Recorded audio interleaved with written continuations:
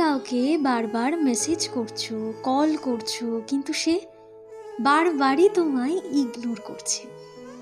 এটার তো একটাই সিম্পল মানে, যে সে তার জীবনে তোমায় চাইছে না।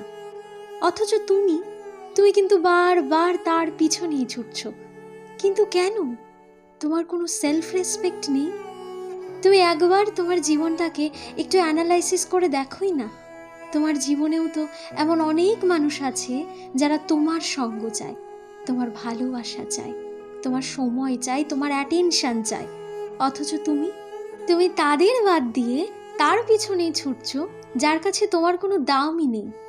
একটা কথা মনে রেখো, হাত পেতে শুধু ভিক্ষেটাই পাওয়া যায়, সম্মান কিংবা ভালোবাসা পাওয়া যায় না।